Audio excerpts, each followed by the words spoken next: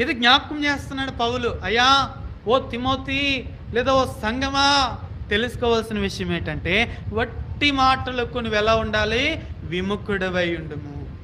అంటే వాటి నుండి వైదొలిగిపో, వాటి నుండి నీ ముఖాన్ని త్రిప్పుకో, వాటి నుండి లేదా అటువంటి మనుషుల నుండి నీవు దూరమైపో అని చెప్తున్నాడు. కారణం ఏంటంటే నిన్ను కూడా ఆ తీరు ఏం చేస్తుందంట? భక్తిహీనురాలుగా, భక్తిహీనుడిగా నిన్ను చేస్తుంది.